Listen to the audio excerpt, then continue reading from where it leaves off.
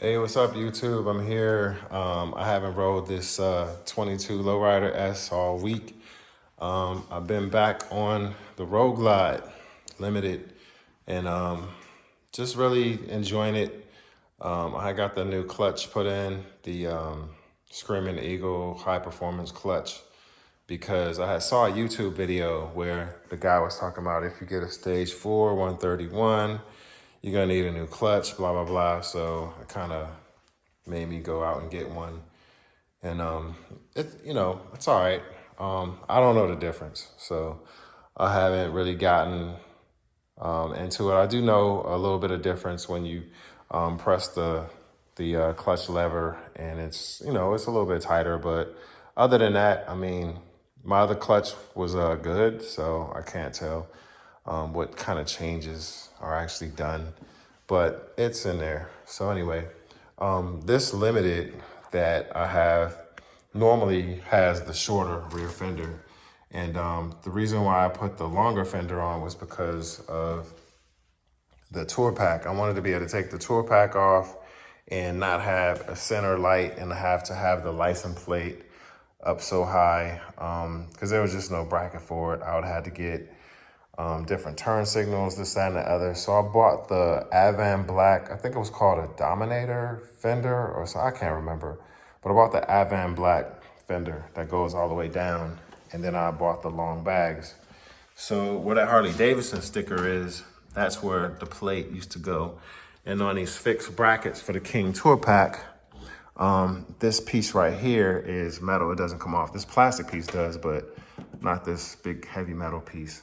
So I was gonna go with the quick disconnect, but I would have to get the disconnect locks and things like that. And I kind of like the way this is, because when the bags are off, it's just four, I don't know, T40 or 45 hex screws. And I just use my power tools, remove them real quick. And then there's some plugs under here that you gotta unplug and tuck under the seat. And then you riding around again like you're on a special. So with the Limited, you have the communicator buttons back here for the back seat rider, and they plug the wire in on the other side. And for the rider, you plug the communicator wire in here. Now, some people say, well, it's old technology, there's Bluetooth, this, that, and the other. My Bluetooth is cool, but that plug-in, man, that thing is cool. I mean, it's not any delay or static. Some people say, yeah, Bluetooth doesn't either, but I mean, it doesn't hurt for me to plug it in. I kind of like it. I could talk on the phone. People don't hear any sound. And yes, they have Bluetooth ones that do the same, because I do have the Bluetooth ones also. But I can actually do three-way calls and talk to different riders while we do three-way calls. I did put the Rockform on both bikes, and I have my iPhone cable here, ran across and then plugged into to that area where you normally plug your iPhone in to charge. So I charge my bike when I ride. I can do a video, but the camera facing forward is off to the road to the left, but then the forward facing camera that faces you gives a pretty good view. And it's not too bad. I put the $14 attachment in after I took the fairing off, and it gives you Apple CarPlay when you plug in your phone. I like that because oftentimes I use Waze, and with Waze, I can see where speed traps are and red light cameras and stuff like that. On this Limited, I ended up putting the Empire Series levers on for the highway pegs and for the foot pegs. I even have them on the back. And I like the look. I ended up, damn, what is this piece called? I can't think right now. I need some protein. But anyway, I did change the that part right there. I can't think about what it is called. It's an easy name, but anyway, I'm not a mechanic. So I changed that out, and I have a little bit of shifter linkage. I think that's what it's called. But it's a little bit of smoother shifting. The Limited has liquid cooled lowers. There's actually like coolant boxes, reservoirs inside of the lowers on the actual limited. And normally you can pop the plate off and put the speakers right in.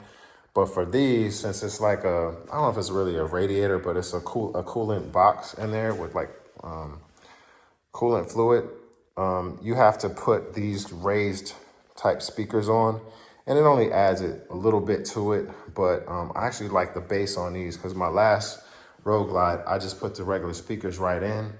But these are made by Hogtunes, and I didn't get a special amp. I just ran a regular amp. I have a, it's like a $200 Kenwood, I think a 400 watt waterproof amp. You're only gonna get a small amp inside the Road Glide anyway, and it fits right underneath the radio. But that one amp powers my rear speaker lid 6x9s. I went with some Polk 6x9s. They give some pretty good sound. They're water resistant, big magnet, and I can't remember what watts they are, but I think they're like 400 watts. But I think you get two for like 150 or something like that, something cheap. But they have a good sound, and I removed the speakers that came with the Harley Road Glide Limited, and I put these Polk speakers in. They're also water resistant. And I have these same speakers in the front up here. Now these are the same speaker covers, but it's just the Polk speakers come with these little tabs or whatever that stick on things. So I just put them on there. But the speaker lids are Avan black, the bags are Avan black, the fenders Avan black. They came very good color matched. The extended side fairing is Avan black, and the front fender is Avan black. And I put the 21-inch front wheel on there. I think it's called Prodigy replica. Those are on the special, but they come in a 19. But I think the 21-inch looks really good on the Road Glide Limited or the Road Glide Special. But I actually picked that design out, not realizing it's the same wheel that comes on the special. And for me, I didn't change my rear wheel. Some people, I mean, it's a black rim and ain't nobody getting way up under there. But I didn't change the rear one. I'm not doing that. So some people, even though they know it's different, it bothers them, it don't bother me. If somebody's getting all the way up under your bike to see the wheels different, I mean, that's kind of extra, and who cares? So I took the Harley-Davidson sign off that comes there, and I wanted to get a CVO looking sign. I got this on eBay, and I'm sure it's a propriety IPR violation. And hey, they haven't gone out to the seller, that's on them. But I do like the look of this. I'm trying to get the right angle. It's showing kind of bright, but it is a darker look. But that blue on there matches my blue pinstriping. When I did this, when I had the original parts on there for the bags, this Limited had two-tone side panel right there that matched the tank and the fairing two-tone. And you can't even really see. So this looks black all the way until you like get off to the side. But I didn't do those parts two-tone because the fender wasn't two-tone, and it was just only down here that was black, down and across, and then it had been separated by blue pinstripe. And it's all gray now, and I'm like, you know, hey, whatever. Because everything down low is gray. So I just went with that. Even the tour pack is gray all the way up until you get way up here. So I'm living with it, it's fine. I have the Empire Series grips. They're heated grips, and they get pretty hot. I like them. And yeah, this bike is cool. I put the Clockworks. This is a 9.5 or 9-inch. It's been a while since I bought it, but I put the Clockworks shield on. It's the tallest one you can get in black. Anything taller than this is smoke, and smoke was just way too light for me. It just looked cooler having a black windshield on here, so I stayed with it. For the front, this is the Avan black headlight. I like it. I had the Fang lights when I had the regular headlight on there, But when I put these LEDs on there for Avant Black, it came with fang lights, and having double fang lights, I wonder how it would be, but it's not too bad. So then I put the LED smoked out blinkers that run white, and I put the lower fairing lights on, and I like the way it looks when the bike is on. It's pretty nice looking.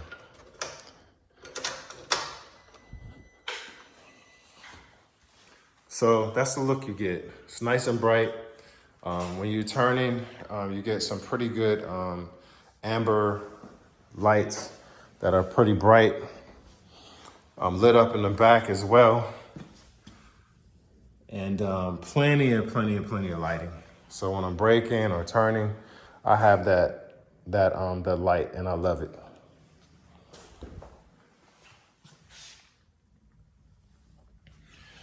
So I just like the fact that these turn amber and when you're turning. So nothing new. Everybody has this technology nowadays. So, but I'm just kind of showing you what I did with this this limited. I did buy the sleeker center console that's more thin and, you know, cooler looking, but I wanted to not take away all the originality of this Road Glide. So I wanted to leave some of the historic pieces and parts on there. And this is one that I decided to leave because it does have this traditional limited piece. Not that it's limited, but it's a traditional piece that shows you that the bike is limited, because normally on the front fender right there, it'll say limited, but there's nothing else on this bike. If I was to remove that console, there's nothing else on here that would tell you that this is a limited or whether it's a special. So I went ahead and just left that part on there because everything else I changed out, and nothing else has that original look except for this big giant King Tour Pack.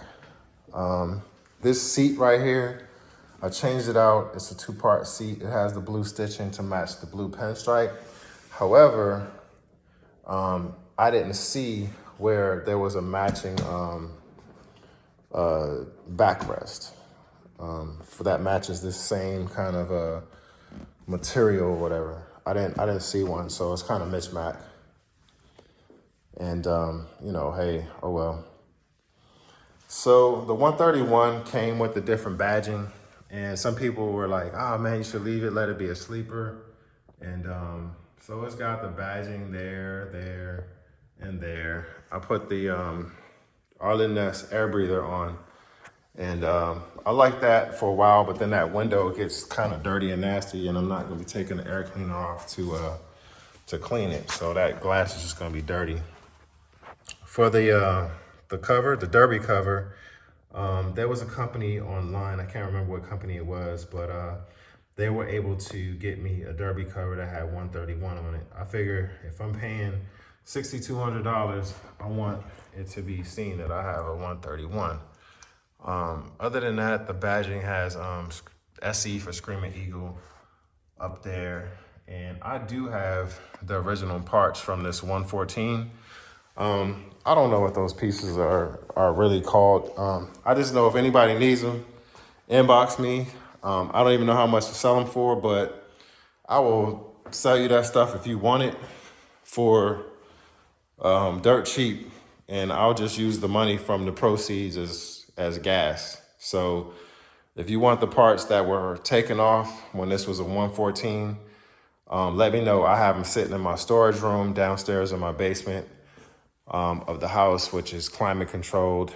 And they only have like, I don't know, like 500 or 600 miles on them, on the original parts. So just, you know, send me a message or whatever, and we'll communicate, and I'll get that stuff out to you as long as you pay for shipping. So on the Lowrider S, these modifications I've done. So there's some that I did, and there's some that were done when I purchased the bike already at the dealer. It was done. So they already had put the Trask exhaust on. A lot of people are asking me about the risers. I measured them. These are 10-inch. I don't know what kind of risers they are. Everybody's saying like they want to know about how this was done, and it looks original. This looks like original Harley parts. The bars were changed, the grips were changed, the levers were changed. The Memphis shades was on there. I think that was a 9-inch shield. That was all done when I bought the bike. I added on the bar.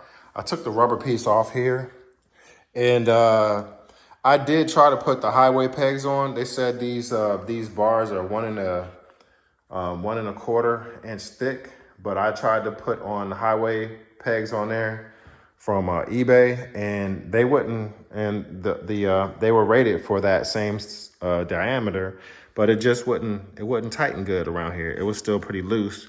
So I'm back to the drawing board on that. So if anybody has the mustache bar on the front and they found highway pegs that work, I had bought the long style, and it didn't work out for me. So what else did I put on here? I added on the pegs, and these come all black, and you have to buy the end pieces if you want to change the color. And over here, I have some end pieces on standby because I'm waiting for the ones that I'm gonna put up for the rider. These are more of the bronze color, and I'm just waiting on my forward foot controls for the rider. I added on the Saddlemen seat, and first I had like a regular backrest, and then I bought the Saddlemen backrest to match. I added on these sleek little turn signals and stop lights. They are now 3-way, as before when they came factory, they were only like the yellow amber turn signals, but now they're stop, hazard, brake, running, and left and right controls.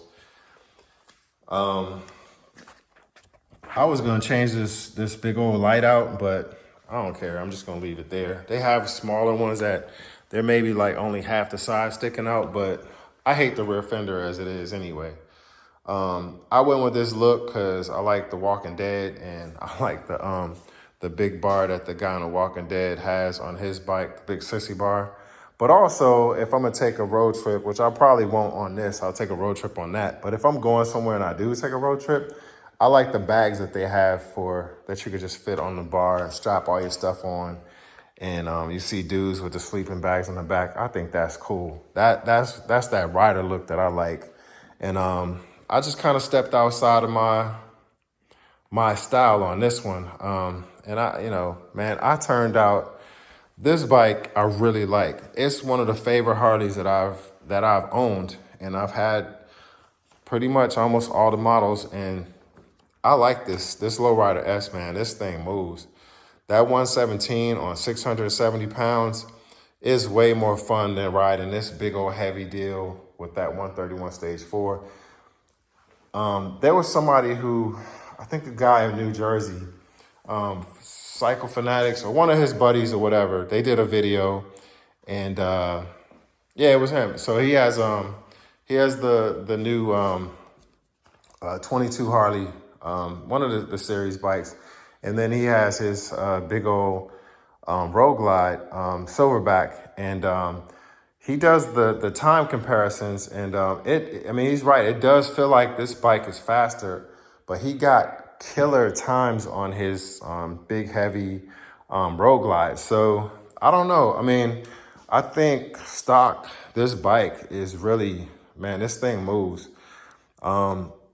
If I had one without the exhaust, and then I seen one with the exhaust, and I rode one with the exhaust, and you could just hear the sound difference. And it came with the Screaming Eagle tuner. They had already tuned it.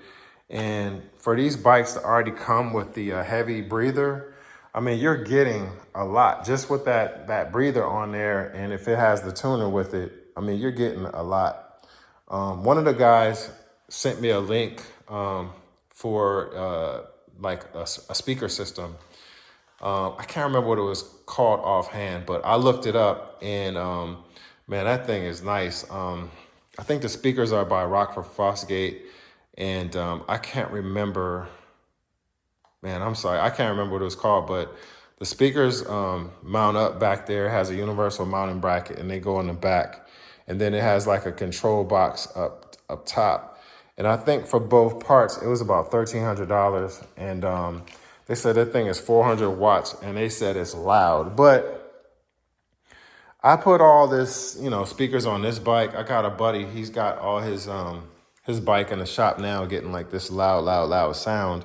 But whenever I go to lights, I'll turn my music down anyway. And what I'm noticing is when I'm wearing my helmets now and I have Bluetooth on and I'm just synced to my phone and I'm playing the music in my helmet, I can hear my music way more clear and I can talk on the phone. So I think I'm probably done with trying to get outside sound now, because everybody else is playing their music loud and I'm just like, I can enjoy it in my helmet and talk on the phone if I need to. I mean, I know when you're out on the bike, you really don't need to be talking on the phone, but when you want to answer a call to meet up or link up with people, it might be a need to answer a call, especially if you're looking for one.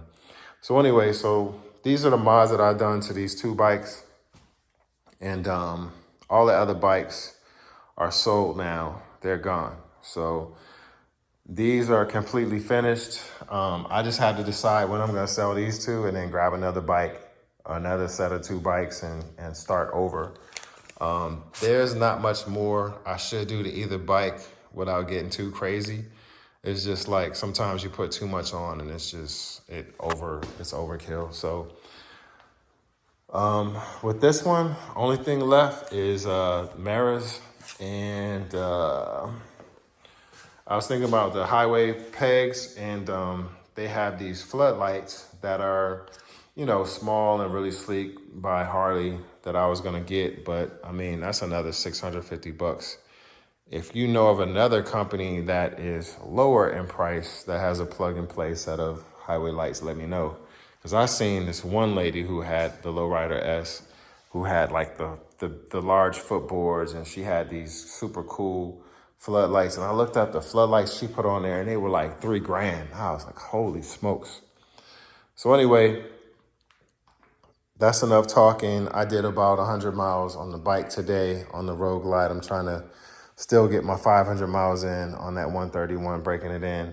And I did get the over 500 miles on the Lowrider S. So when I get them both at almost 1,000, I'm gonna put them both in and get the first service on both of them. So anyway, thanks for all your comments and times and things like that. I'm Chris Smith, and this is my review of some of the things that I've been doing with these two bikes. And I'll see you later. Thanks for watching.